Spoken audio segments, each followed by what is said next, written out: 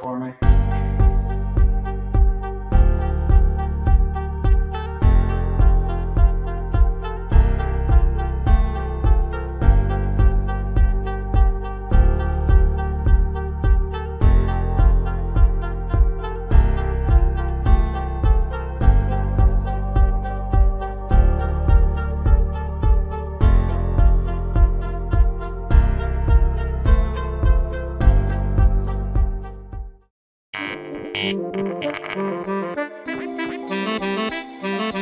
Hey everyone, Scott Hansen here from NFL Red Zone. I hope you're checking out 1 hour of 5 Yard Rush, one of the best podcasts on NFL football in the UK.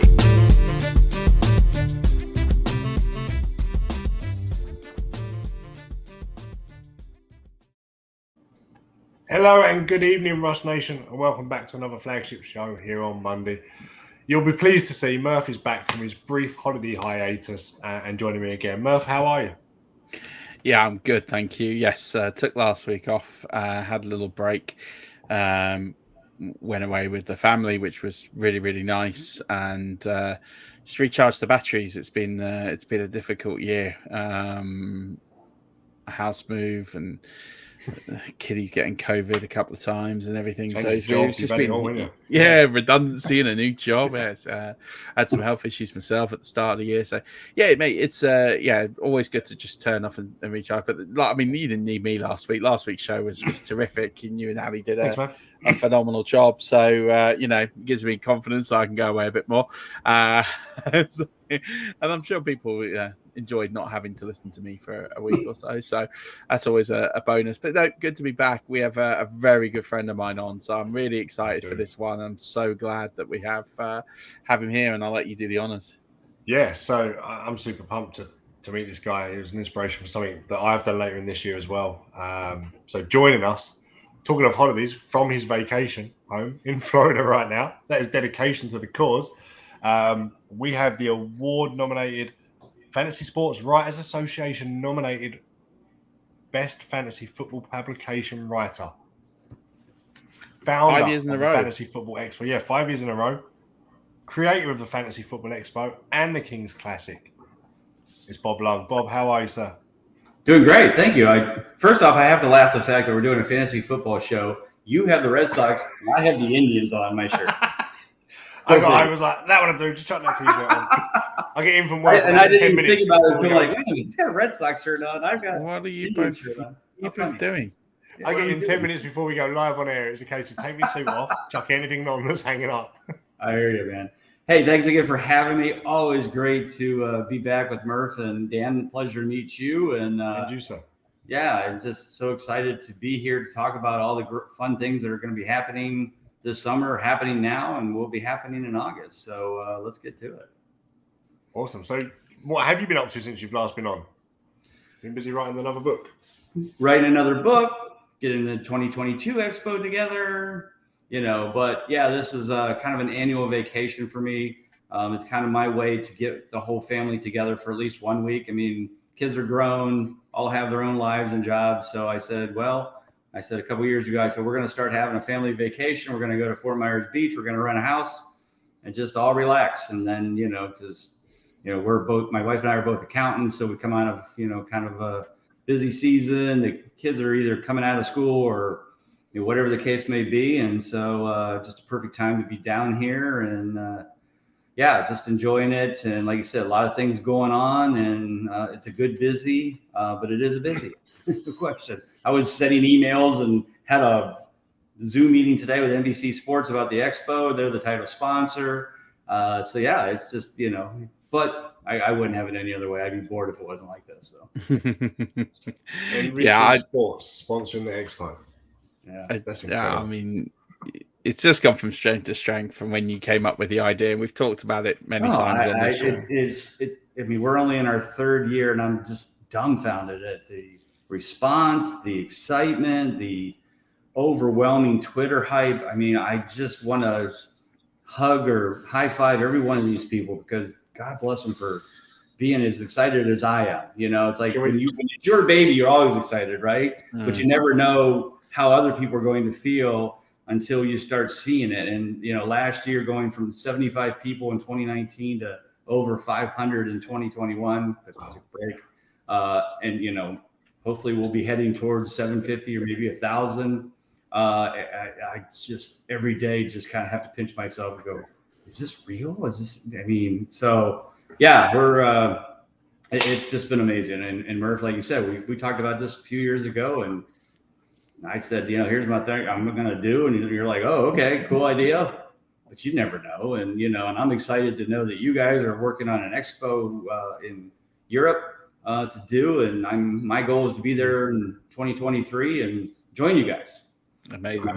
That'd be awesome. It was incredibly inconsiderate of you to start the expo in a year where none of us could travel out and experience it. So you're welcome.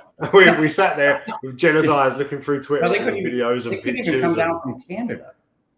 No, it's so, and we're just going to have to find a way to make it. It's on my bucket list, and especially being in the Kings Classic, I need to be in that room, and I need the draft. I need to be in the Hall of Fame and draft. So, I've got to give it to some of the guys in the league, because you got to. There's nothing better than the live draft. Do it in the Hall of Fame. That is what it is better. It's a proper bucket list moment. So I've got to make an appearance. I can do everything I can. That would certainly be a dream of mine, is to have the entire Dawson division, which is half international and half U.S., to all be there live, to be part of that draft. That would just be amazing for you and guys from Australia and South Africa and Brazil and Mexico. It's just, that would just be awesome. But if it doesn't work, and I'd be shocked. But you know what? We can all dream, right? Yeah. Or worst case scenario, we're going to have to get all those. Well, the thing is because that international division is so big, you've just named all the countries. There's no middle ground that we can all go to. Ohio is not the middle ground. I get it. Well, it is. It's almost. It's not for everyone, but But it'd be great to do something. But we get online and we draft, and it's. I'm looking forward to this year's draft already, and there's some great people in the room and in the division. So it's a lot of fun, and it's just this is it now. But the fantasy football season's starting to gear up. Yeah. Scottish Bowl invites are going out. Eliminators are on. You and I have eliminators, Bob. People thought we were worthy enough to host an eliminator. I'm in the first one tonight, so we'll give that a go.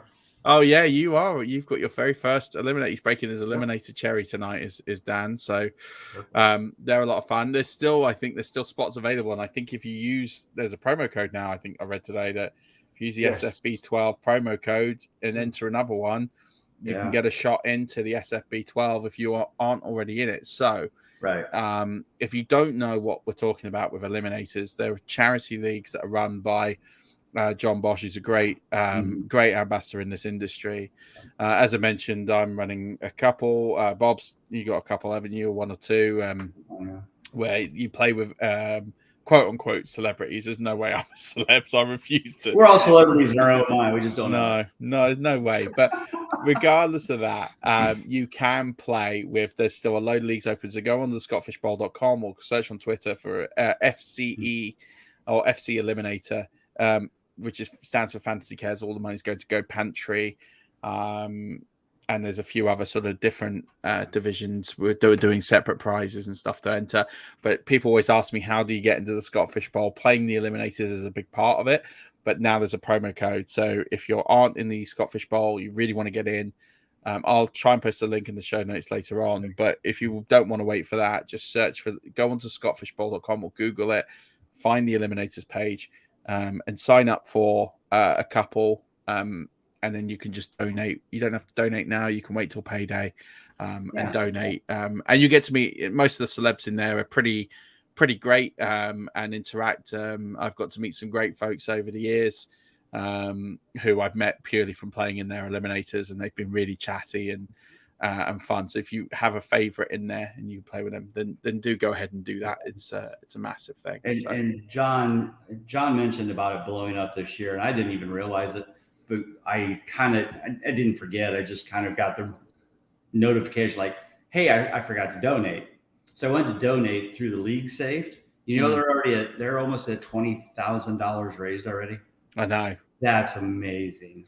And hats off to John, hats off to everybody. That's what makes this community so great. It's just, that's what I love,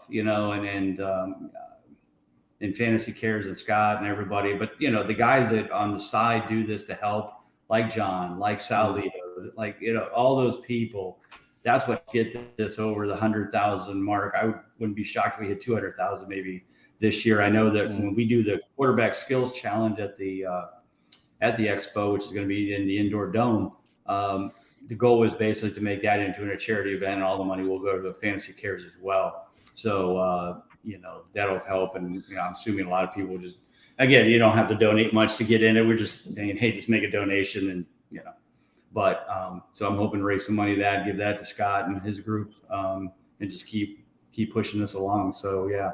Yeah, it's just incredible, for all the things, positive, negative, and there is a bit of drama and there is a bit of this, and we've had unfortunate circumstances where people have been taking league fees, etc. There is a lot more good than there is negative, and that's why so many of us get involved and play and write content and all of this. So exciting times, but it's also just you're on holiday, but it is an exciting time for you because 2 weeks ago you launched the 2022 consistency guide. I talk about this all the time, and in terms of the guides that I've written, and in terms of on Twitter, and anyone asks me, it's part of my toolkit. For me, it's an essential part of understanding how to get better at fantasy football every single year. The concept's the same, but in terms of the players and what they do on a year-to-year basis, it changes so much. And so if you can get your head around it and you can understand consistency and you put it in such a way that anyone can. I try. You do an amazing job. It's why you've been nominated 5 years in a row for best fantasy football publication. Is in terms of trying to understand why it's so important. And we'll talk about a little bit of this in a minute, but what's in terms of the guide, if we get new listeners all the time. People that are listening to this who might have been listening to us for years already have the guide, bought the guide, go to buy the guide, a payday, whatever. And we'll put links into the show notes where you can buy it on Amazon and get it. But if you're playing in the FFCC, we're going to give away one guide per division. So 22 guides. Bob has donated 22 guides, which is amazing. Amazing. Really appreciate your support for that. So one per division that we're going to do on draft day. So if you're logged in and active on draft day, we're going to give away a guide on the first day of the draft of the FFCC, which is amazing. But just tell people, give us like the introduction as to how you came up with it, what's in the content of the book, of the guide, and sort of why you created it and why it's so important. Yeah, I mean, anybody who's played even at least 1 year in fantasy football, that if you have that team or you see that team out there that seems to be scoring a ton of points, like maybe they're ranked in the top 25% in scoring, but they seem to be losing every week. They'll say it's bad luck and, oh, I always get beat down by this, beat down by that. Well, what a lot of times that it really is the inconsistency of the players on their team. They're drafting guys who score a lot of points, but not necessarily on a consistent basis. So 1 week they'll score 30, then the next 2 they score 5. Then they come back on another 30. And at the end of the year, like, oh my gosh, how did this guy not help my team win? And I figured this out in 2002, and I had that scenario happen to me, and I won't get into the full details on it, but it was at that point that I said, if this couple of these players were a little bit more consistent on that team, I could have won 2 more games, made the playoffs, and won the championship. I just needed to get there, and I missed. I was 7-7 in the 14 games. So, I started doing that. I'm an accountant by day. So as a bean counter, you start breaking down numbers and analyzing things, and that started in 2002, and here we are 20 years later. And it got to a point where I was writing for sites. I created my own site, then finally started writing the book in 2015. And the book is basically just like any other fantasy football guide that you would buy, like Murph's or ESPN's or NBC Sports or whoever you buy. But the profiles are all 100%. All the articles, all the information is the consistency of these players on a weekly basis, and how you might be looking at one guy thinking that, hey, he was top 5 in scoring, but only 50 or 60% consistent, not helping your team. And so when you're trying to make those decisions at draft time, having this data with you, I always say, well, I'm the fries to the Happy Meal. You're going to buy that. You got to get your big stuff, but then you're going to use this and kind of lay it by your side and go, oh, well, if I have to choose between these two guys, man, I should take him because he's more consistent and not fall for I'll take Tyler Lockett. Hint, hint. But that's really what it's about. And so the guide kind of gives you the starting base. You read through it, you understand it.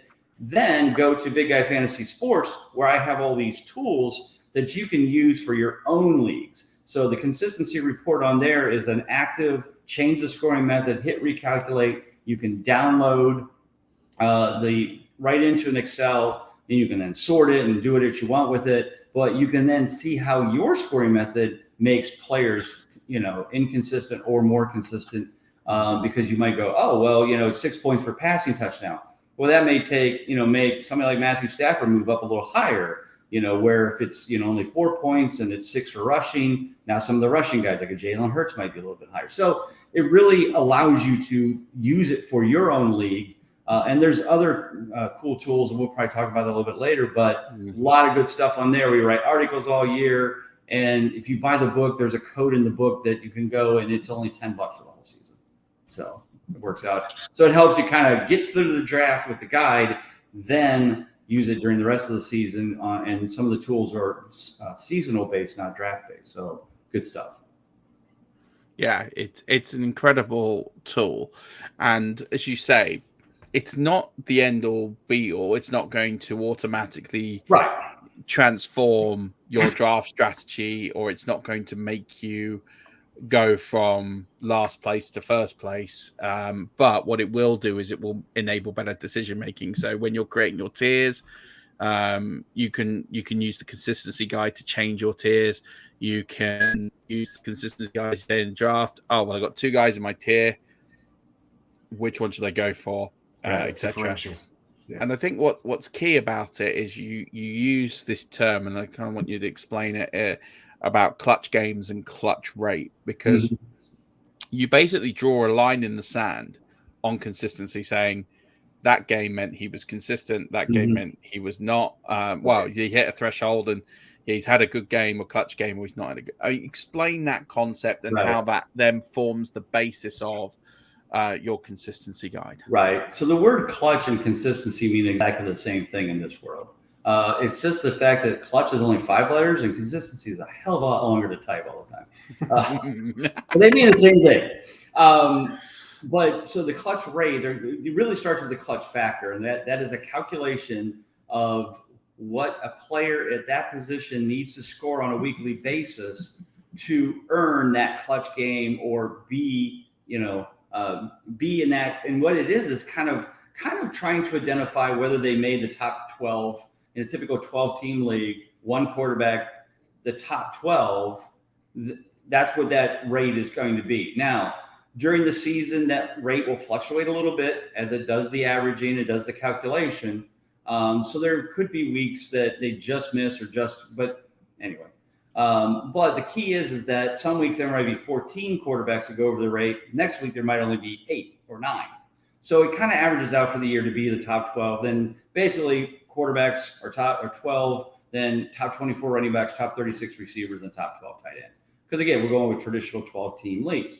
But what's cool is you can go in there and set the number of teams in your league, just like you can edit your scoring. So if you're in a 14-team league or a 10-team league, it will actually adjust the factor, and you can see if that hurts or helps some of the players, and that might be just close enough to those on a weekly basis. So you might see a guy gain a couple or lose a couple, depending on how it flushes out with the clutch rate or clutch factor changing. And then, of course, the more clutch games you earn, the higher your clutch percentage is, or your consistency percentage. So, if they're 75% consistent, that's great. If they're 50% consistent, not so great.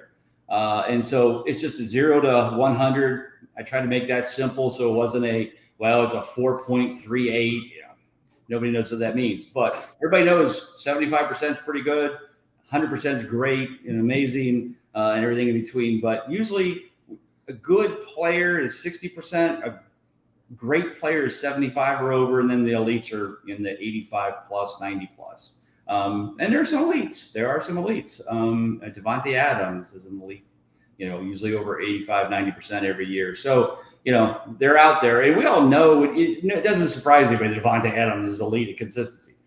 We get it. But that's not what's going to make the difference of you making the playoffs or not. It's the third wide receivers, the second running back, the backups that you get that could, find some boost because they maybe had a great second half consistency wise. It might be up and coming, but if you don't have this information, you don't know they had a great second half consistency wise. So that's what we're there to share. We talk about undervalued players in the book.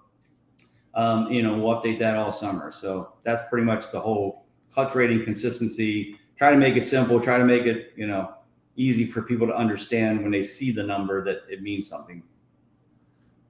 Nice. I like it. So you've done the guides for 5 years now, 6 years, 2022. What's new in this year's guide?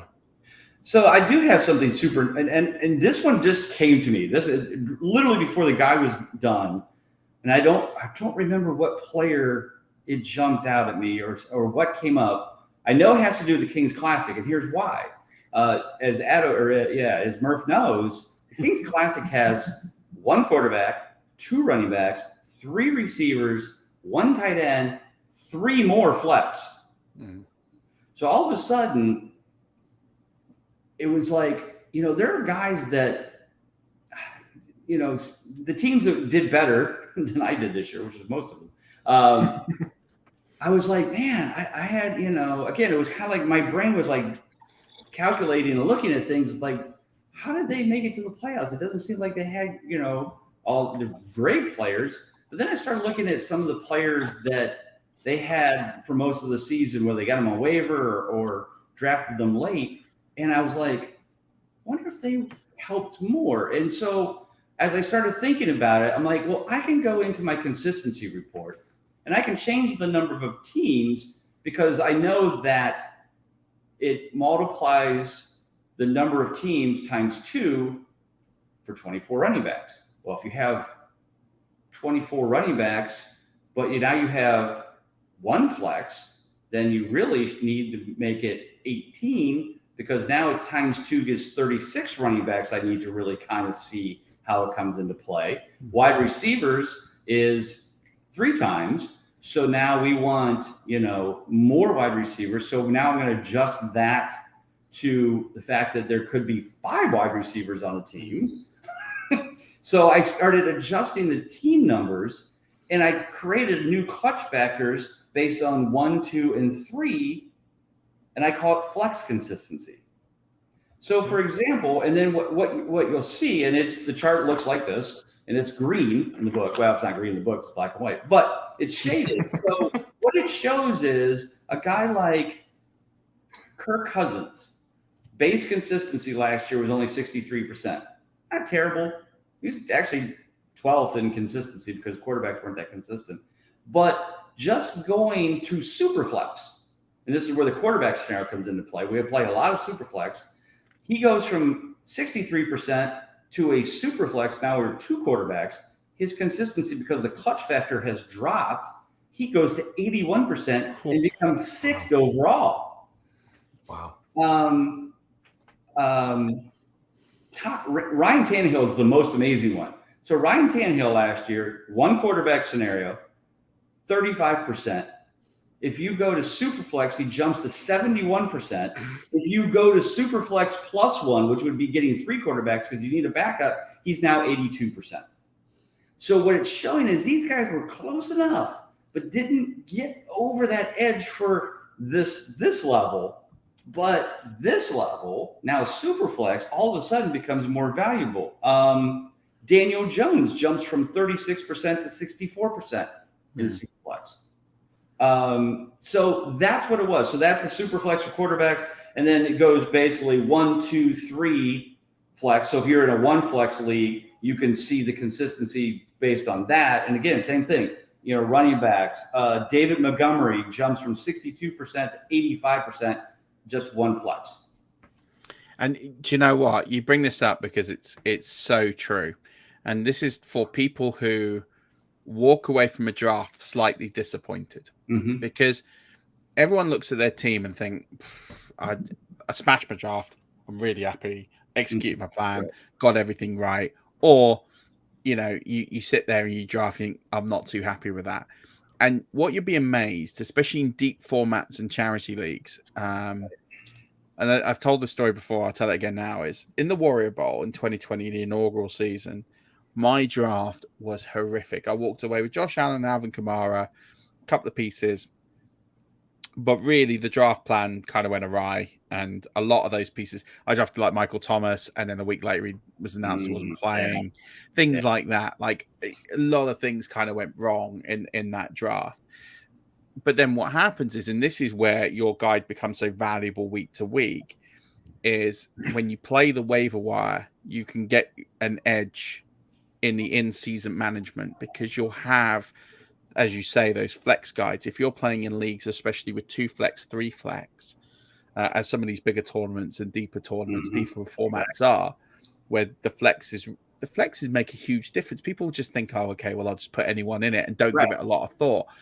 The amount of leagues, I mean, I came second in the original Warrior Bowl. No, I remember you did really well, right? And all because I absolutely ruled the waiver wire, but I didn't have a team of superstars.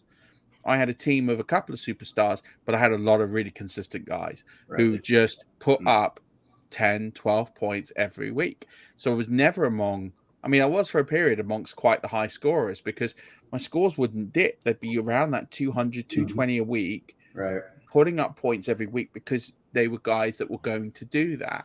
And that's where the mind shift sets. Everyone thinks I need to go and get the big names, the big star players, and then don't think about the benches or don't think about bench management or don't even think about the flexes. They just think about, I need to get a running back 1. I need to get a second running back 1 in my running back 2 spot because that gives me an advantage. I need to get a big tight end so I've got an advantage of that position. And they think when they've done that, oh, well, I'll draft whoever, it doesn't matter. And that's where, or I'm going to shoot for the moon. So I'm going to go and draft Will Fuller because I know we can have a week where he scores 40 points. And then you'll have 14 weeks where he scores nothing because he's suspended or injured or whatever it is. And I get that philosophy to a degree, especially late on in draft. If you're in the last 3-4 rounds of a draft, sure, take a shot because you're probably going to cut the guy anyway. But it's the rounds 7 through 11, I think, for me, are the real critical parts because some people reach for those moon guys too early and go and shoot for high upside. This guy's going to go and score 40 points if it all breaks right, or 30 points or whatever it is. So but to do that, he's going to have like 12 bust weeks. So he's going to cost you if you put him in your lineup chasing the high upside. Whereas you're better off. And this is the last couple of years, round 8, these guys have been available. Brandon Cooks, round 8, the last 3 years. I had him last year, a lot of leagues. So many leagues because he's so consistent. He's not going to give you that high 25-point week, but he's going to get you a lot of those 12, 15. Exactly that. As well, on top of that, you had other guys who were in that range. Marvin Jones has been in that range, 9th round every year. He's a similar sort of player. Jarvis Landry used to be that guy. Jarvis Landry used to be that guy. He was never going to put up loads of wide receiver 1 weeks, but he was always going to put up a top 24 week most weeks. And I think that is so underrated. And that's where the good players take advantage, not just in drafts, but they take advantage everywhere because they stack these players on their roster and they've always got that surplus. I know I'm going to get 10, 12 points here, and they allow their superstars to win them the week. So, while most people on the waiver wire are like, who could have like 40 this week? Oh, maybe we'll take this guy because he had 40 last week. Guess what? He won't. Don't have him. And, everybody jumps on the waiver wire to get the guy that just had the huge 1 week wonder. Everybody's all over him, dropping half or 80% of their budget for Fab. And you're like, I got this guy for $5 in Fab, and he's going to score me 10 to 15 every week. I'll take that guy. But that's not how it normally works. It's always, I got to get the guy that just had the huge week because he'll do that every week. No, he won't. And he there hasn't been a place... superstar in the league for 5 years. He's not going to be a superstar suddenly the next 2 weeks, right? And there is 100% a place to take that shot. If you're projected to lose your matchup the following week by 35 points, Right. and you're like, there's not really much choice. I've got a load of players on bye. I have to shoot for the moon to have any shot of winning this week. It's a viable strategy. There is a time and a place to take shots on the waiver wire on high upside guys who have big games. But at the same point, there is times to play it. If you've got a nice sized lead or you're projected to win by a reasonable amount, take the consistent guys, stack your roster for future weeks. One of the things I talk about in the playbook this year, and it's not out yet, it will be out hopefully next month, is to talk about bench management, because it's such a weak part of games and managers' games. Is people don't realize, for me, you have to play. You need to rotate at least 2 members of your bench every week, if not 3. Right. And you have to constantly be working the waiver wire. You should be picking 2 or 3 players up every week, and you should be picking up very consistent players. And then if you want to take that moonshot, you can do that. And you might not play the moonshot, but if it's not costing you a lot of fab, or it's not costing you waiver priority, it's not a big thing. But it's a case of having that balance of, I want to pick guys who can fill a roster, who can get me those 10, 15 points. But do you know what? If I'm really in a back against the wall situation, late injury, I'm just going to throw it with a load of upside players. If I'm projected to lose by a significant amount, why not?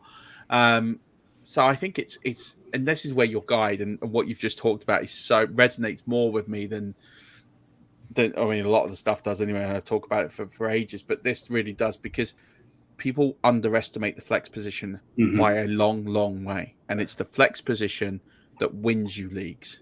It really does. People do not get that concept enough, that actually it's the flex position, because everybody, if you're in a 12-team league and you're playing a 1 quarterback, everyone's going to have a decent quarterback. Yes, Josh Allen's going to score 120 more points than Kirk Cousins. But you got to draft him in round 2. Yeah, exactly. But then you're going to have a Derrick Henry or a Christian McCaffrey or whatever, and he's going to score 120 points more than their RB1. Those kind of positions will tend to work themselves out within about 100 points. Right. But it's the flex positions. Look at your leagues. Look at who those players who won their leagues. Look at who they started in their flex continuously week on week. And I guarantee you that's where you will see the difference between the league winners and the teams that finished near the bottom. And usually the league winner is the guy who drafted the guy in round 12 who ends up being top 10 or top 20 in one of the positions. You're like, how did he get him? Well, because whether he saw the consistency or just made a good call, that's the kind of stuff that flex guy can make a huge difference, because it's usually that person that you took a chance on, thought there was some good consistency there. Hey, I think this guy can bring it through, and then it worked out. So, Bob, can I ask? And it's not on our plan that we had to ask, but does the consistency model on a weekly basis, does it factor in injuries where players have missed weeks?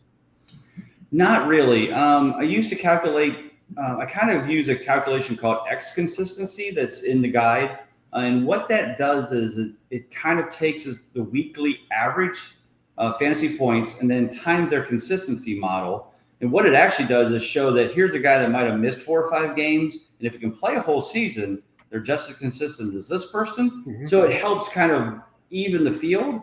But I've never really figured out a way to take into that.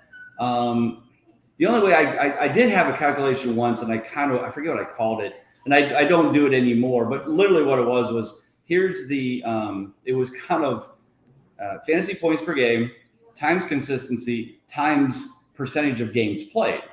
So if a guy is 80% consistent, played all 100% of the games, 80% total. If a guy only played 50% of the games, now his consistency is only 40%. But then I'm like, is it really 40%? I mean, so you could calculate that, but trust me, people kind of know who's injury prone, who's not. I mean, obviously, if you're going into this year and you're looking at CMC or Barkley or those kind of guys, or Dalvin Cook, that when they play, they're the best. But do I take that chance? And after being burned 2 years by CMC and the last couple of years by Barkley, I'm looking. I mean, we've been Murph. Certainly. I don't know. Dan, are you in our mocks every month? No. Okay. So we do this mocks Not that every privileged yet. February, and this is the one we're doing right now. I got Barkley in round 3, but I have Derrick Henry. So I'm like, well, if they both stay healthy, which again is starting to become a bigger if for the both of them, I would kick ass. I would hope, but it's the chance you're taking. So it really is tough. I mean, I don't really have a calculation for it that I think makes sense, but I totally look at it. But it's usually more in the profile, like this guy, and I'm sure I said it about both Barkley and CMC in the profiles in the written part. Just what you're getting, but you also know what chances you're taking. Yeah. Just like Dalvin Cook's never going to be around for your fantasy football playoffs. Right. You've always said, Murph, Zeke's always going to be a top 10 running back at the minute because he's going to actually stay on the field. Because he'll play all 18 games. But it's not sexy, it's not amazing, but he will consistently put up enough points to score up there because he'll stay on the field. And that holds the value as much as... Sure. It's not sexy though, is it? No, but winning is. No one cares. No one cares about the person who came fourth. Nope. No one cares about the person who came fourth. Second, maybe, but no one really cares. The amount of teams, and this is where I love the guide, is because the guide you will probably not end up as the number 1 team in scoring in your league. Probably not. If you follow the guide to the letter, and you should never follow anything to the letter. Not saying it's not a great resource, but if you followed it to the absolute letter, you probably will not finish top in scoring. And that's kind of the point, because to finish top of the scoring, you have to have so many statistical outliers in order for it to happen. You have to have drafted somebody miles behind their ADP in order for it to have happened. You need a hell of a lot of injury. You need injury luck to go your way. You need everything to kind of just break your way to finish top in scoring. But if you build a consistent roster and you finish 3rd, 4th in scoring, you'll probably go into the playoffs in a lot better shape as the person. Look at your league's history. Go to your home league and look at the top person in scoring in the regular season and work out how many times that person won their league. I reckon, and I'm just spitballing here, it's probably less than 50%. Maybe I would say maybe 33%. Because how many times do we hear about the top team, the top scoring team?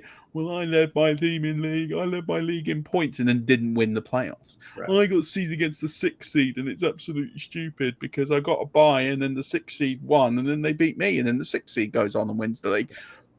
Because they're the consistent roster. They didn't have all the guys. They just had a lot of dudes that put the points up. And that's what this does. Yeah. No, it's it. I mean, in fact, I remember one year in one of my work leagues, I went 13-0. I was first place, first overall total points, just dominating.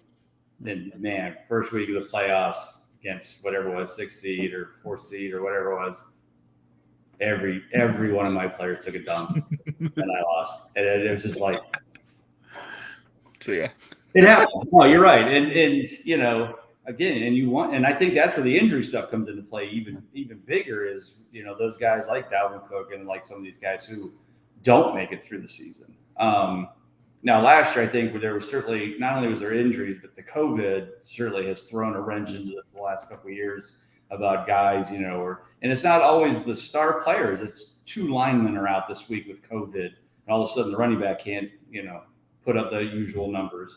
That's the kind of stuff I'm hoping this year we can finally, maybe they'll have monkeypox. I don't know what's next, but that was more frustrating than actual injuries because those came up like that. Like it'd be like Sunday morning, like, oh, and Lawrence Jack or Lamar Jackson has COVID. Yeah. Not playing today. What? I was not counting on this. So I'm hoping that kind of stuff goes away. That's certainly been a pain in the last couple of years. But yeah, it's it's definitely a great analogy. I appreciate that. No, and I mean it because it's phenomenal. But let's talk about some players in each position, right? So because I want people to buy the book, and again, going to put it out there in the notes, and definitely, and I'm going to share it on Twitter as well. Again, to go and buy this because it's not expensive. It's £11 something. It's £11 and change on Amazon. It's not a lot. I'm also going to buy a few copies to give away. So to support Bob and everything he does for this podcast, and buy some copies, and we'll give away some copies, and I'll tell you how to do that at the end of the show. But I'm going to get some for our Expo raffle. There you go. Perfect. This is how it's going to work. So let's talk about some players to give some sort of context to this and bring it to examples. We'll start at quarterback. And in terms of, you've mentioned Kirk Cousins already because he was someone who finished reasonably high in scoring. He was a top 12 quarterback, but his consistency rating was, not the best.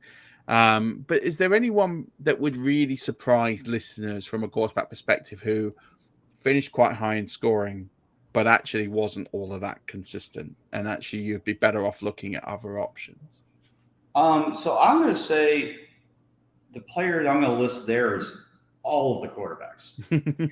Okay. And here's why: because it was a very, very down year for all quarterbacks in consistency.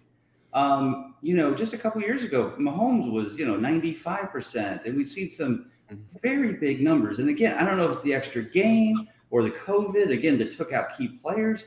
But, I mean, at the top of the list is Josh Allen, who was, first in total points. And he was first in consistency at 82%. Now, that doesn't suck, but that's first place. I mean, you'll see in, wide receivers and running backs, there's going to be multiple players over 85, 90, 100%.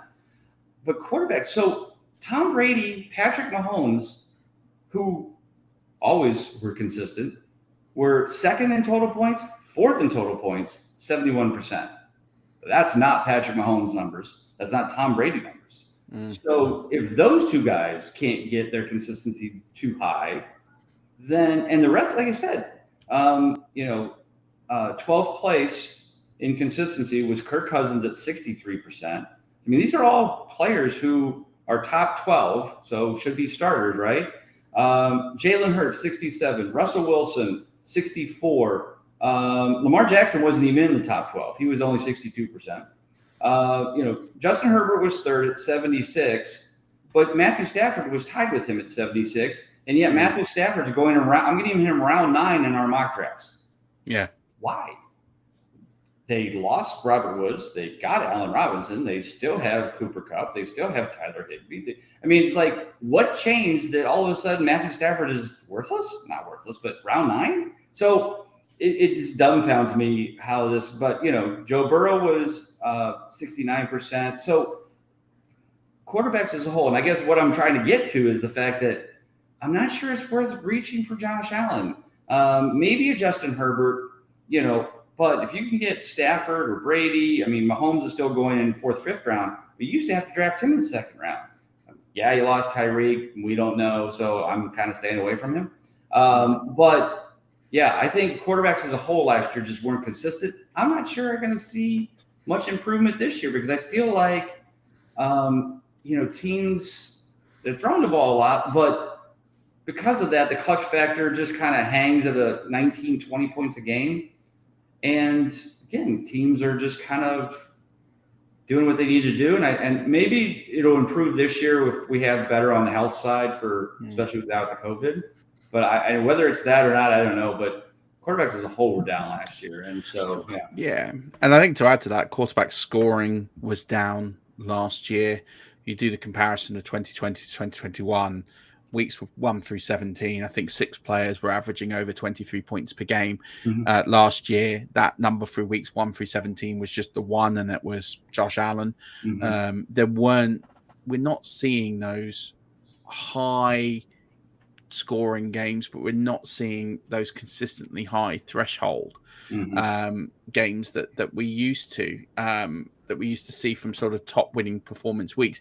It used to be for a top 5 week, you used to need, for a quarterback to finish in the top 5, needed 27, 28 points, probably around that 26 mark, maybe. Last year it was around about 24 points. So we are seeing a bit of a dip in scoring because running backs are becoming more popular. Teams are running the balls more. They're using the committee. So, I think we're in a slight trend here where quarterback scoring is not going to be at those elite levels that they were. But also, on top of that, is the quarterback plays got better. So there isn't that many bad quarterbacks anymore. Even 5 years ago, 5 years ago, you still had bad quarterbacks in the league. You still had quarterbacks who were propping up the table. I mean, you look at the class of 2021. Who was the worst quarterback that was playing in the NFL last year? I mean, you're talking about Lawrence. Well, that's what I mean. You're talking about you're either naming a rookie or Taysom, Jones, Jared Goff. But it was probably Trevor Siemian and it was probably what was going on in New Orleans, right? Trevor Siemian and Taysom Hill and Taysom Hill, but they weren't that bad. Like they weren't terrible. Like we're not talking about they were off a cliff terrible. And in fantasy football, your bottom scorers. I mean, people thought Davis Mills was a joke. He had a good season. I mean, this is what I mean. Like the standard of quarterback play now is it's bunched up those bottom guys. So from a consistency perspective, it's raised the floor of quarterback play, which means that in order to fall over that line, you need to perform better. So as I think, part of the factoring is you don't have quarterbacks only putting up like 5-6 points a week anymore, like you were 5 years ago. So even if you had a bad week, you were still being able to get a clutch game because you had people that were lowering the average because they were so bad. Whereas now, I don't think you have. I can't remember single QB weeks that often now. You get a couple, but there aren't many. And injury aside, take the injuries out, whereas people like Lamar went down, Kyler Murray went down, Russell Wilson went down. Take them out. I can't recall too many single weeks where quarterbacks were getting 8-9 points. I'm sure it happened. I'm sure people can give examples. So I think, there are certainly games that things like that happen. Usually, that's more weather related. Like if you remember the Josh Allen game against the Patriots, where it was like 80 miles an hour winds, and it was like 13-10, and all they did was run the ball, and Josh Allen threw like 7 passes, and there's that stuff happens. We get it. I mean, but we're going back to Jameis Winston here in London against the Panthers. 5 interceptions. No, let's not do that. Let's not do that. He's New Orleans' headache now, so thanks. You can throw 5 interceptions, Yeah, I think. But I don't know. I mean, as you say, I think you make the case of advocating for someone like Josh Allen, Patrick. I mean, I'm with you. Patrick Mahomes is absolutely not going to be on any of my teams this year because there's no value. You're talking about the QB4 last year. It was the QB4 the year before, and you're having to pay QB1 overall price for Patrick Mahomes. He'll give you a safe floor, and you'll be fine. But for what you're going to have to give up, it's never going to generate. Josh Allen, you can make an advocacy for because he's been the QB1 the last 2 years. He does put up those weeks, but as you say, he's not the most. I mean, he's the most consistent quarterback as well, but he doesn't put up that big number. But it's a hard one. He also lost Brian Dable. That's true. And so, okay, can he continue to be, at that level with losing his favorite quarterback's coach, OC kind of guy? We assume he will, but then again, if you want to pay second round for him, that's your decision. But I'd rather wait till round 7, 8, 9 and get some of these other guys like Stafford or Brady or Burrow. Well, I think Burrow goes around 5 or 6, but still, I'm okay with waiting to that point because by then I should have 2 good, consistent, running backs, wide receivers kind of scenario going. So, yeah, absolutely. I like it. So, what about running backs? Where are we at with those guys?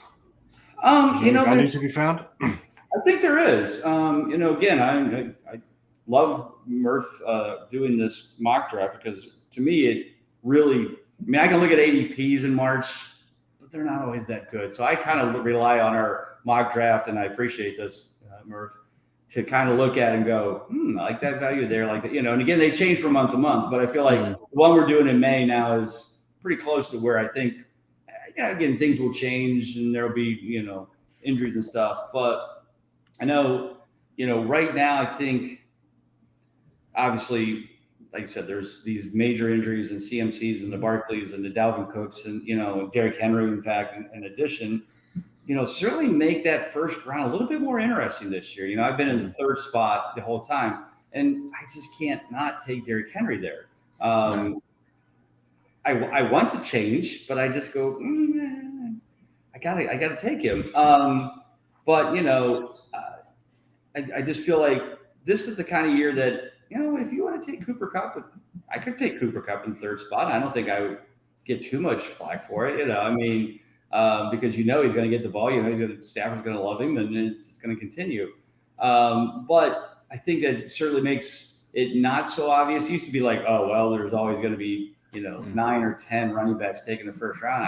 I think that's going to change this year some. I think some people are going to be like, well, I can get more consistency out of Cooper Kupp or Devontae Adams or Justin Jefferson or So I think things will change a little bit, but I feel like there's still lots of value. The Calvin Kamara thing with what could happen there certainly pushed him into the second round we've never seen before. Zeke Elliott is going in the second, third round in some mock drafts I've done. Obviously, I talked about taking Barkley in the third round in our mock draft. Those three guys alone, just amazing that they've fallen this far. And I get it. But on the other hand, it's like, wow, are we really that down? And I always laugh about the older veterans losing, they're not the shiny toy anymore. So now we're, drafting Breece Hall in, round 2, Yeah. Joe Mixon is pretty high this year, even though he still only had 63% consistency because he was fourth in total points. He's going in the first round. I'm like, no, don't do that, please. But guys like that, I feel like, there's late round value. Kareem Hunt's going to round 7. People have to realize this is his contract year because he's a cut risk. Right. I mean that's why it's 7. But I think if he okay, I guess I didn't realize that. Because of the fact they've got Dearness Johnson and they've got they got Kareem Hunt, they're going to cut one because they can cut both for 0. Hunt's on almost $6 million. Dearness Johnson's on half that. Yes, Kareem Hunt is the better player, and from a logical standpoint and perspective, it makes more sense to keep Kareem Hunt if you're going to win this year. Right. But can they justify $3 million extra at the running back position? Do they need to use that money elsewhere?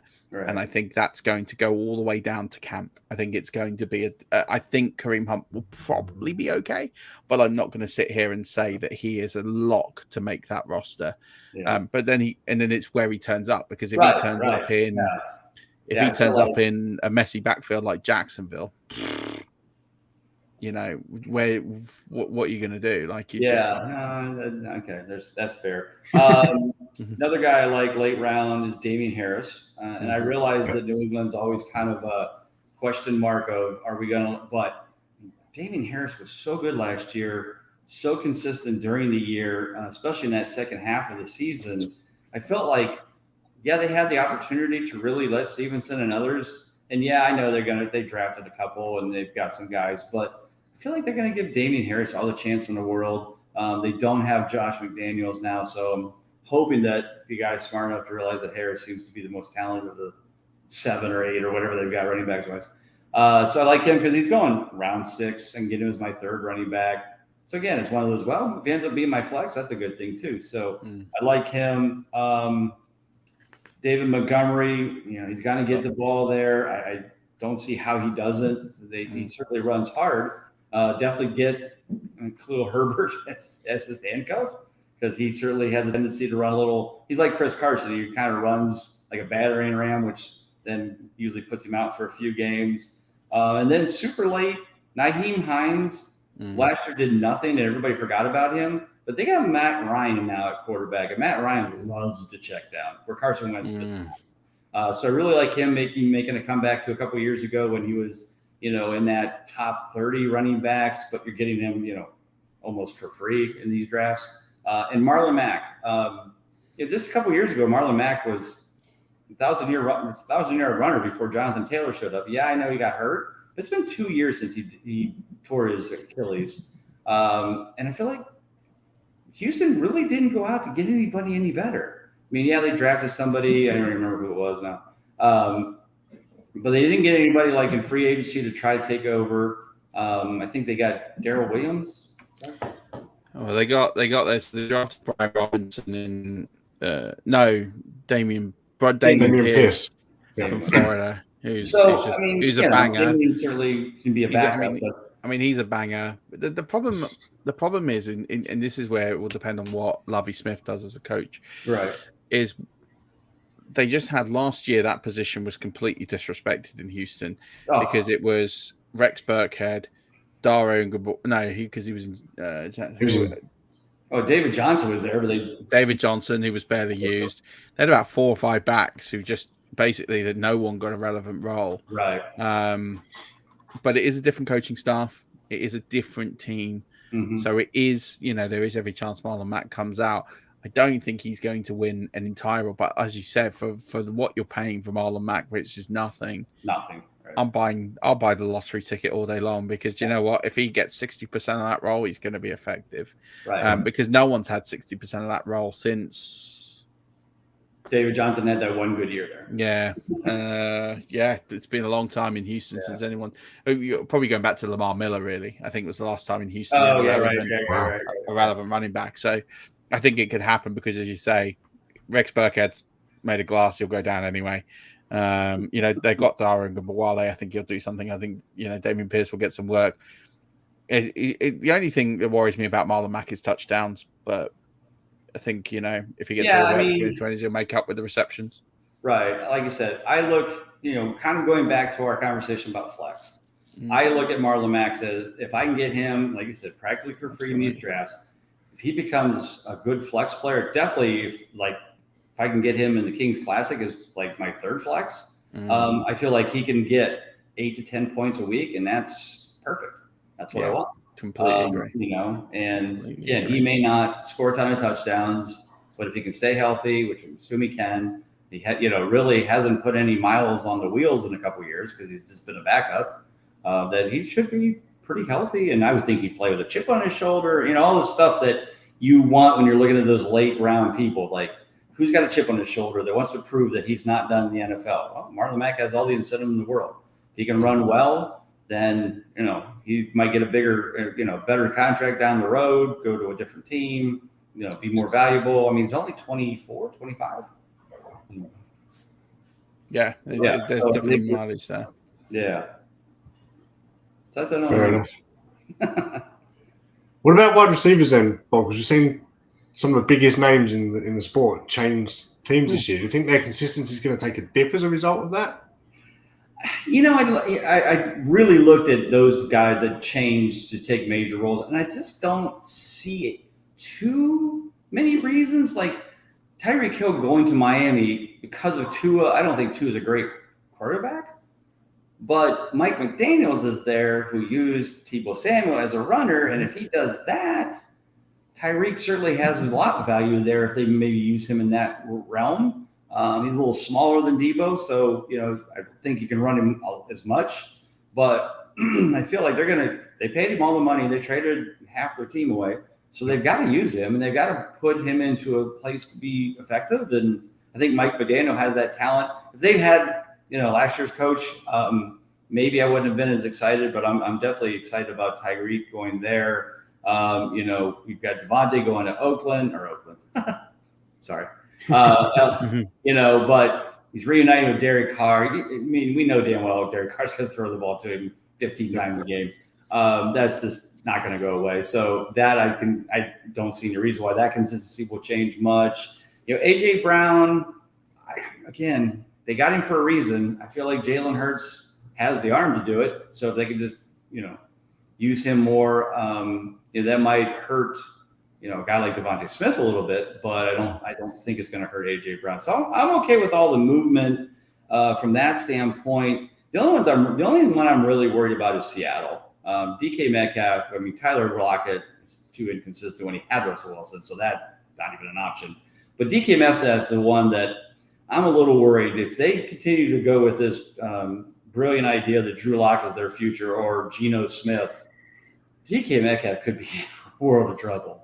So that's probably the only scenario that scares me. It's not that Metcalf left or went to different teams. The fact that they got Drew Lock as their starter. Other than that, when it comes to value, I always feel like there's always tons of value, especially in the consistency world, because people look away at consistency. So the guys that are, 24th or 30th in total points, but they're, top 20 in consistency, those are always my favorite guys to get. So like last year, some of the guys that I really like is guys like Tyler Boyd. I mean, last year he was a good value. Now he's like, I think his ADP is like wide receiver 54. This guy was 30th in total points, 32nd in consistency, and went like 70% over the last, like the end of the year. He was really clicking with Joe Burrow, and I just feel like he's kind of like Joe Burrow's security blanket. Like, I get it, Jamar Chase and T. Higgins, they do what they do, and they'll still be very good picks. But again, looking at the flex spot, if I've got an extra flex spot for a wide receiver, I'm putting Tyler Boyd there. I mean, I just feel like he will continue to get 6 catches for 50 yards. That's 11 points. Guess what, kids? That's a clutch game. So that's going to help you. Yeah, he's not going to set the world on fire, but that's the guy you want as your flex, or second flex, or third flex, or whatever the case may be. Tyler Boyd's definitely one of those. Alan Lazard's another one. They didn't go out and get anybody too amazing, so we know how much. If you looked at the end of last season, Lazard put up like 5 out of 6 clutch games with Aaron Rodgers, and so I feel like he's got the trust. Is he going to get 15 targets a game like Devontae Adams? Probably not, but he's really the only best option, and the only option that Aaron Rodgers trusts. And Aaron Rodgers has a big problem with rookies and youngsters and people that he doesn't have faith in. And we saw that with MVS last year. MVS played a lot of games and had the opportunity, but he dropped a lot of balls, and so he moved on. So I like him. The one that really surprises me, because he's always been in the top at least 30, if not top 25, ADP-wise the last couple of years, is Courtland Sutton. Yep. And Courtland Sutton now is sitting at like wide receiver 33 ADP-wise. And I'm like, wait a minute, you got Russell Wilson. Shouldn't it go up? And you've got Jerry Jeudy in legal trouble. Yeah, and now Jerry Jeudy's in legal trouble, but he's the absolute steal. Jerry Jeudy was not as consistent as Courtland Sutton the last couple of years. It's like, how do you go from a guy that had, a terrible quarterback, and you put him that high, and now he gets a good quarterback, and you drop him?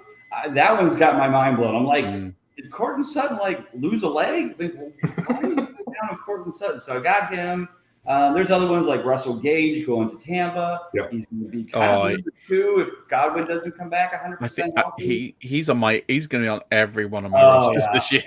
I'm going to have, unless we're drafting together. Well, yeah, Russell Gage. I'm going to put this now. Russell Gage will finish as a top 24 wide receiver this year. You can put it in pen. It's going to happen. On Godwin. If Godwin plays, I don't think it does. I don't even think it depends on Godwin. You're doing that with okay. I don't think it depends on Godwin at all. Right. You look at last year. You had that Tampa will support 3 viable wide receivers. Yeah, right. Antonio Brown before his meltdown was still top 24 in scoring. Antonio Brown was top 24 in scoring. Chris Godwin on average would have been top 24 in scoring. Mike Evans was top 24 in scoring. On average, you can support 3 players. The only thing that's going to go wrong for Russell Gage is he doesn't get the playbook. That's the only thing that if he is, and the Buccaneers are not a franchise. Well, they're not the sort of franchise that go out and pay for free agent wide receivers that often. Jason Light did it with Deshaun Jackson, but with Winston that didn't really work because Jameis Winston consistently overthrew Deshaun Jackson, which I still can't get my head around. But I mean, the Buccaneers don't go out with this current front office and go and they draft wide receivers. They draft a lot of wide receivers. They don't go out in free agency that often and pick up that many. Brashad Perriman's a cheap little injury cover end of season job. I don't count him in that sort of range. John Brown's still 3 for 30, which is what they've paid Russell Gage. I think for me says this is a guy who he's been on the radar a while. He's someone who fits into that sort of slot plus kind of role, and I think he's gonna just he's not going to be sexy. He's not going to score 100. He's not going to score a lot of touchdowns. He's probably going to end up with 5-6 touchdowns. It's not going to be a lot, but he's going to have so many 8 for 80 games this season. It's just going to happen so free. Right. You just book it down. Russell Gage, 8 for 83, 7 for 91. If you're playing him in a second or third flex, you'll take a 6 for 60. That's what I mean. Yeah, 12.6 points. Thanks very much. Yeah. I think that's good. And when you're picking them up in drafts, that's going to outscore pretty much everybody else in that round. We've got a question in from Blue 80 Fantasy Sports with Stacey. Thoughts on Hunter Renfrow this season? I loved Hunter Renfrow last year. He because I knew he was going to get certainly a lot of targets because there really wasn't much else there, in Las Vegas. I don't know. I don't think he'll put up last year's numbers, but I also feel like he can definitely put up the consistency because kind of like we were talking, that 6 for 60 is what I see Hunter Renfrow doing on a weekly basis because teams will, shade a safety over to help double team Devontae Adams. Guess who's running open? It's either Hunter Renfrow or Darren Waller if Darren Waller's healthy. So I feel like Hunter Renfrow can continue to be, I think he'll be a good flex player. I definitely wouldn't draft him as one of my top 3 receivers, but, let me look and see what his ADP was the last time I was on. Right now he's wide receiver 27. I feel like that's going to fall apart. I don't think that'll stay. The problem with some of these ADP sites is that it's continuous from February. So, he was probably way up and then he got Adams and he keeps dropping down. Yeah, I guess watch the ADP value. If he's still going top 36, I'm not sure I'm buying that, but I could definitely buy into him as my wide receiver 4. I would have no problem with that. Is there any wide receivers who overperformed in total points last year who are going to get overdrafted at ADP because of that, who you won't touch with a 10-foot barge pole in drafts at their current ADP because they're not consistent? Well,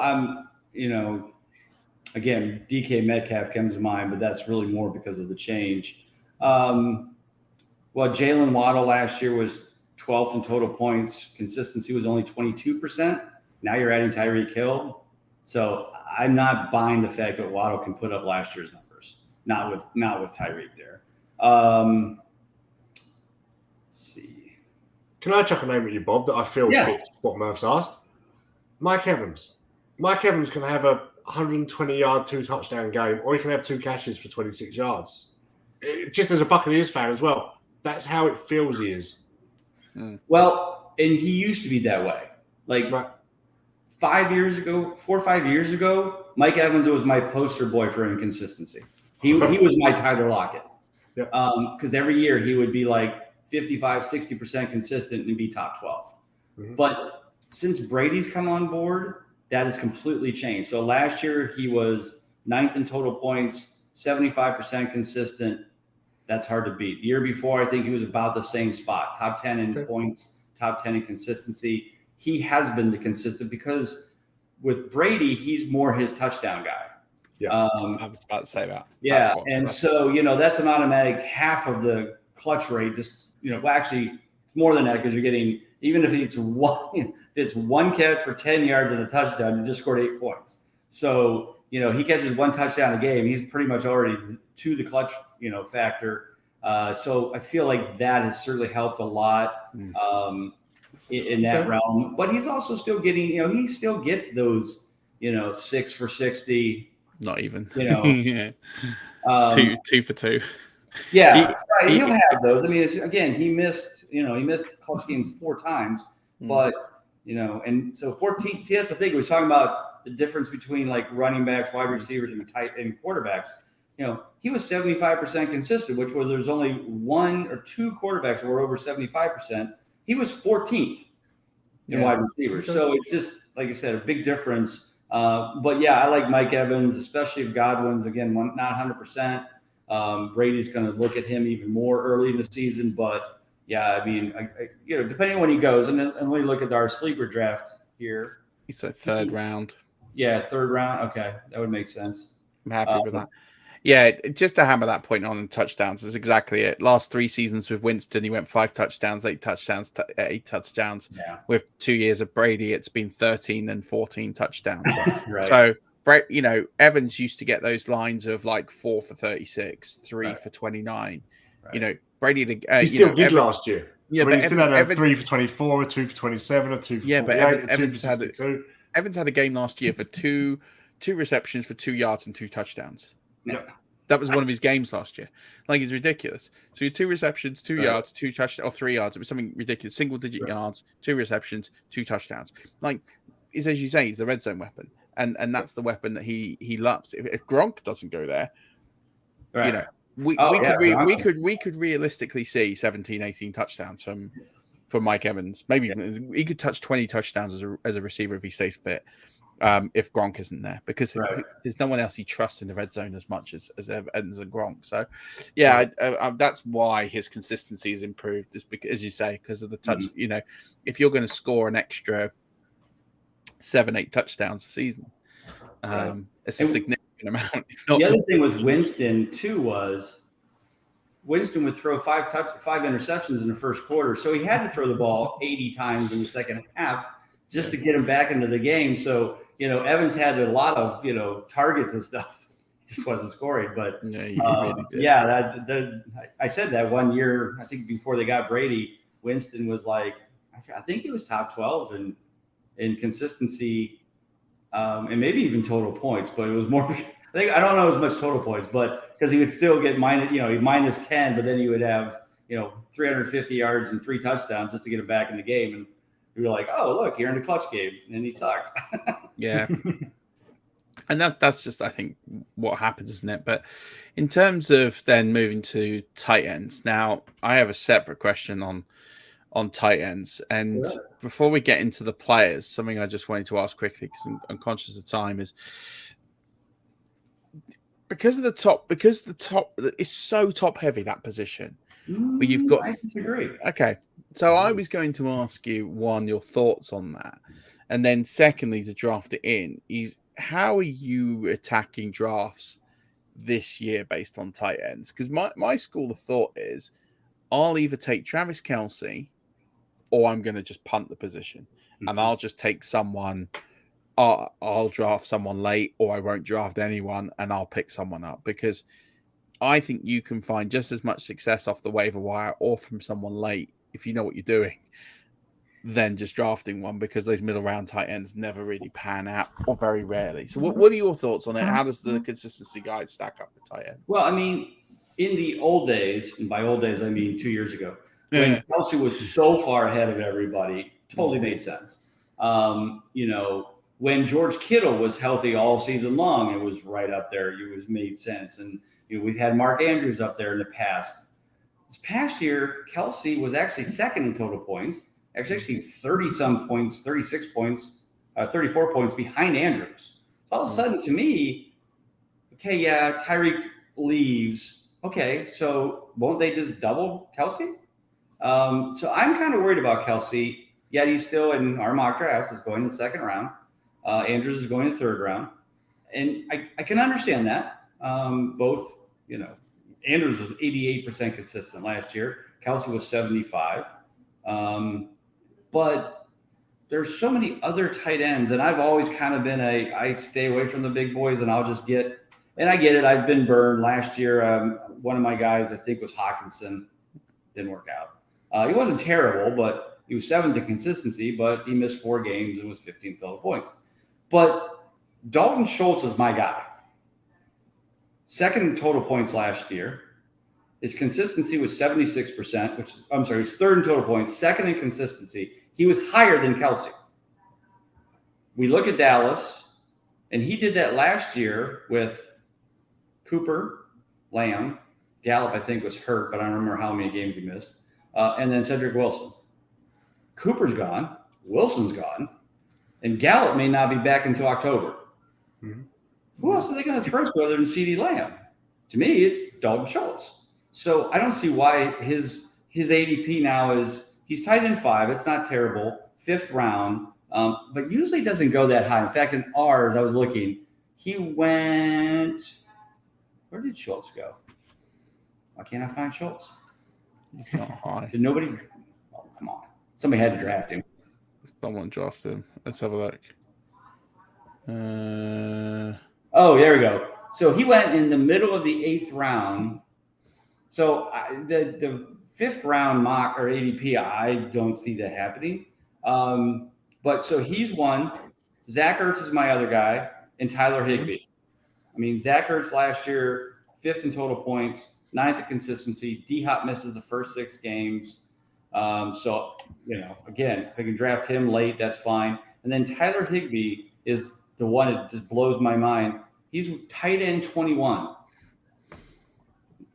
How is this possible? He was 14th in total points, 5th in consistency, and I think I've drafted him. I drafted him again in this one in round 10.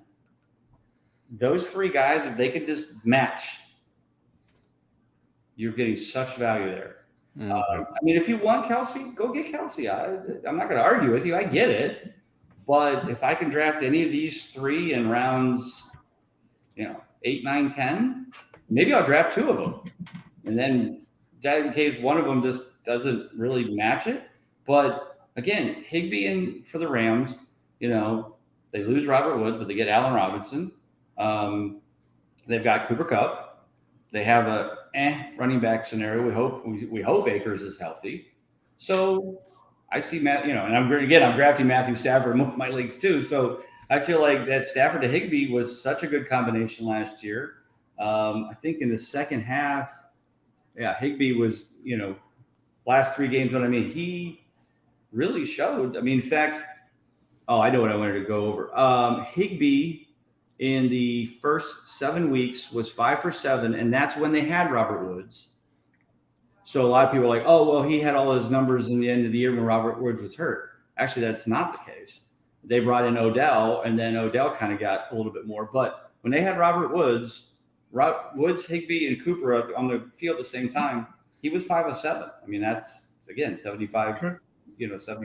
So that's why I like those 3 guys. That's who I'm going with. I mean, certainly there's, and I think there's more depth. I think there's more, again, Kyle Pitts, George Kittle, Darren Waller. And those are all good tight ends too. So I still feel like you need to reach for Kelsey. If you do, I'm not going to argue with anybody. But I feel like there's a lot more depth. I mean, I did talk about Dallas Goedert, Hawkinson coming back and staying healthy, Dawson Knox, Freiermuth in Pittsburgh. That he could be a security blanket for the new quarterbacks coming in. So I feel like there's a lot more depth, a little bit deeper than what I've seen in the past. Where I was all over Kelsey. But that's my point is that, those players you've listed in the mock draft that we're talking about. So this is with analysts, which is why we hold it to some esteem because we do it monthly. It's the same people in the same spot. So we see that consistency of who's drafting what. Got our 3rd pick in the 8th round. Dalton Schultz, 8th round, 8-8. Tyler Higby, as you said, 10th round. Dawson Knox, 11th round, 11.4. Hunter Henry, 11.10. Pat Freiermuth, you mentioned, 11.8. This is where I don't buy this argument that you need to go and get a tight end in the 3rd round, the 4th round, the 5th round, the 6th round. Very rarely do those tight ends. Mark Andrews didn't, and then people are going to say to me, well, Mark Andrews worked out last year. Yes, he did. But I can give you 20 examples where he didn't. Sterling Shepard, when he was being drafted in the 4th, 5th round every year. What about the years where, the thing with Mark Andrews, and this is my biggest worry with Mark Andrews, is he's always a one player good, 1 year good, 1 year not. And that's his entire career. He has good year, not good year, good year, not good year, good year. That's his trajectory. So if you're sitting there drafting Mark Andrews at his ceiling when he's had the best year he's going to have, he's not going to repeat that year. Like that's your it's not going to happen. So I can't draft Mark Andrews. The thing with Kelsey, and I get the point. Listen, I 100% get it. If you don't want to, I understand not drafting him because of the cost. But he consistently puts up the points. He's consistently going to give you that advantage. That is what you pay for. It is an advantage.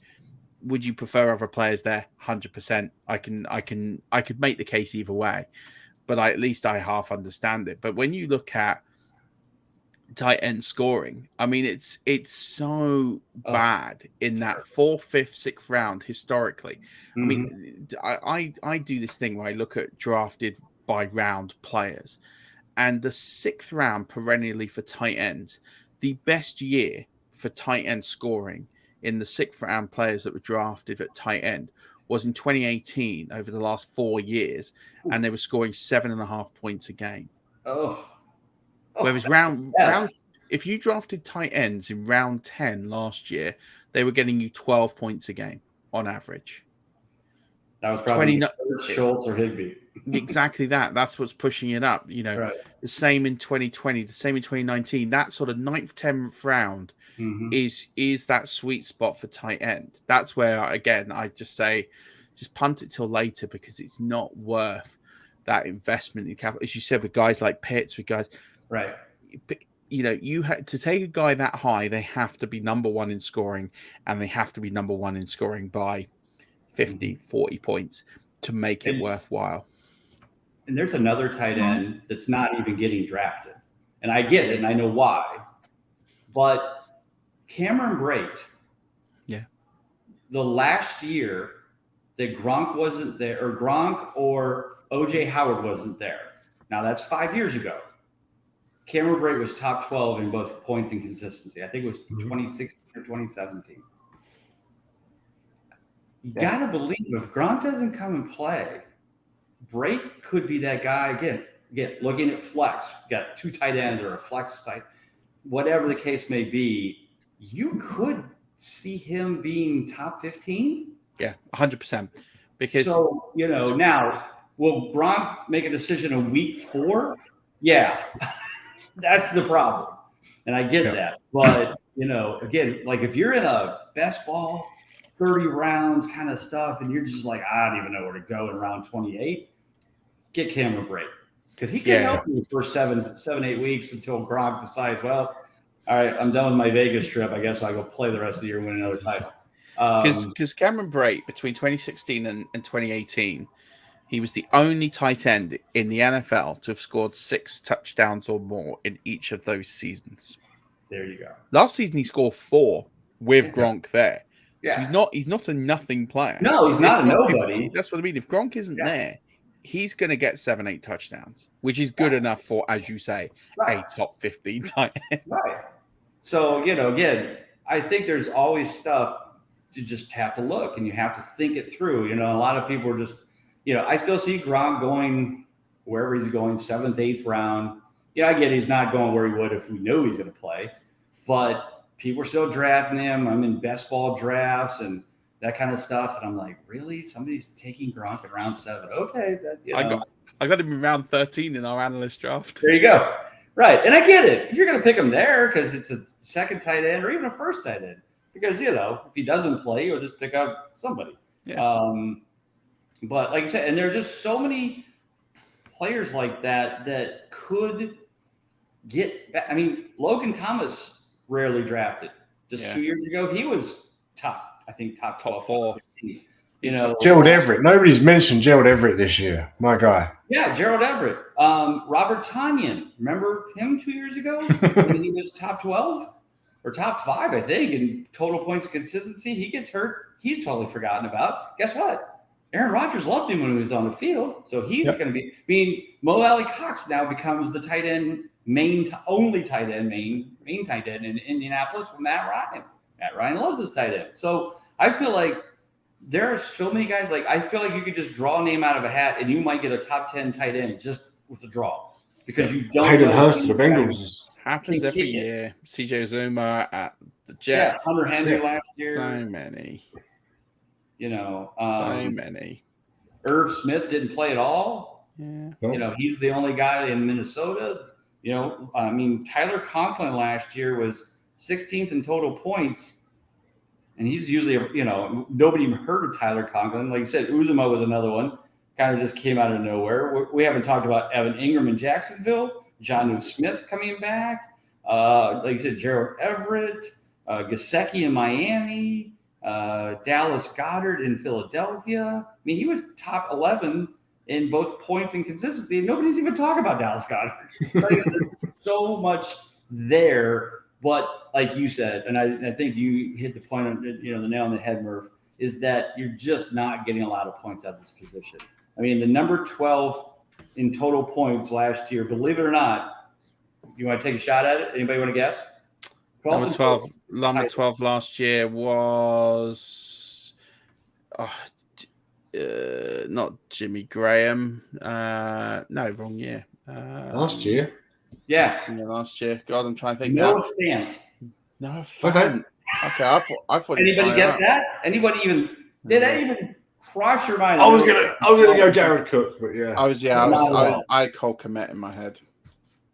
And and then I remembered he didn't score any touchdowns. So I was like, it can't be Jared. It can't be Cole Kmet. He had 159 points. Mark Andrews scored 297, practically doubled. Kelsey was 263. Schultz was 200, so he's 50 points. And so there is a disparity, but the problem is, did anybody know Dalton Schultz was going to be third in total points, or Zach Ertz be fifth? Hell, I had Zach Ertz in so many leagues because nobody wanted him because they thought he was going to share the year with Goddard, and I would just draft him as like my backup tight end or late round tight end. So I'm like, well, if he goes to another team. It's the same this year after the Cards took Trey McBride. Exactly. Yeah, absolutely. So like I said, tight ends is just a weird one this year. Those are the guys I'm leaning towards. Like I said, but I certainly could not argue with anybody going, well, but Hawkinson can come back and he was still seventh in consistency at 67%, but he missed 4 games or 5 games. So if he plays, he's top 10. And so. Just so much there. It just makes it quite interesting to who you can trust and count on, because they could also go the other way like some of these other guys did. Yeah, 100%. I have loved this show. I have to say, this is what Bob's done and what he's created is how my mind works and how I've played fantasy without kind of putting the numbers to it, if that makes sense. So yeah, I hear that a lot of people. They'll be like, I always wondered about consistency, but I never found anybody that really put it out there where it made sense. And I could then and I get that so many times of people, I got a couple people already just bought my book this year. And one guy just hit me up on Twitter and he's like, Bob, I've been looking for this for years. I can't believe I never heard about it until now. And he bought the book and subscribed to the site the first day. So you read the thing from cover to cover. And I'm like, thank you. Appreciate it. And another one next year. Yeah. Yeah, there will be, because it's a great toolkit, as I keep saying, and you have to go out and buy it, and we're going to do a competition. So if you want to win a copy of Bob's book, we will be giving away a few copies. Cool. Here's what I want you to do. I want you to, when you find this show on Twitter, and I'll put it as the pinned tweet, all you need to do is retweet it, and then in the comments underneath, just do the hashtag #ILoveConsistency. And make sure you follow Bob as well. I'm going to check, because you should be following Bob anyway. But follow Bob, retweet the show in the comments underneath, hashtag #ILoveConsistency. Perfect. And then what we'll do next week, Dan, you and I will draw, and we'll give away some copies of Bob's book. And there'll be the hard copies, by the way. Oh, thank you. So there'll be the hard copies from Amazon. We're going to give away a few copies of that. So make sure you do that. Hashtag #ILoveConsistency, and retweet the show. Thank you. And then you will get that. Yeah. I'm going to buy a couple of hard copies to go to the UK FFC event.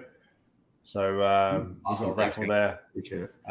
Just quickly, if I may, Bob, that there's tickets still on sale. It's at _UK FFC online. Anybody that buys a ticket for the event before the end of this month, we also have a SFB 12 spot up for grabs. So anybody that's attended and bought a ticket, all proceeds are going to Mind Mental Health Charity here in the UK. That's awesome. From the event. So anybody that's got a ticket, go get it, and you'll be in that draw for the SFB 12 spot as well. And we'll see them in July. And Bob, we will see you in 2023, hopefully. I will be there, 2023. Amazing. Guys, Murph, anything else you want to run through? Or Bob, tell everyone where they can find the site, where they can find you, reach out. And you're so good at answering people on Twitter that I'm sure there'll be people with questions. Oh yeah, any questions? If this, like you said, if you're listening about this and hearing about consistency in this in the first time, As our friends at Bucks UK. UK. Bucks UK, I love it. All right, we hit it. We got it. So on Twitter at Bob_Lung. I do have now an at Big Guy FS. So Big Guy Fantasy Sports. The website is back after a year hiatus. So that's all brand spanking new. Please check that out as well. Also at the FF Expo. So if you live in the States or just want to make a trip to the States, certainly come to the Expo in August. We'll see you there for that. Really just thank you again, guys, for having me. And can't wait to see you guys in 2023. And hopefully then someday you guys will head our direction for our Expo. Definitely going to happen. And I'm looking forward to eventually having a beverage with you, Bob, and enjoying that in person, because it's been, we've spoken for quite a few years now, and it's nice to do that in person. His wife's shopping in Paris. We've really figured that out. So. 100%. But this has gone long, but I think you'll find it's all worthwhile. Rush Nation, go follow Bob, go buy a copy of the book. Do enter FCE Eliminators, try and get a Scottish Bowl spot that way. Buy your tickets to the UK FFC. You get to, the best thing about going to the UK FFC, if you don't get the SFB 12 spot, is you get to meet Dan, because Dan's an absolute legend. I'm scanning tickets on the door, so don't worry. Exactly. You're guaranteed to meet Dan. I'm lucky enough to have met Dan a few times in person, so I can trust he's an absolute legend. So meeting Dan is worth the price of admission. But there's some really amazing people going as well. So check out that. Check out the expo. Check out everything that's going on at 5 Yard Rush. Amazing content, amazing writers going out there. The book will be out at some point. However, Bob, thank you so much for coming. Everyone at home, thank you so much for watching. Nice meeting you for the first time. Awesome. And you, sir. And until next week, don't forget, keep rushing.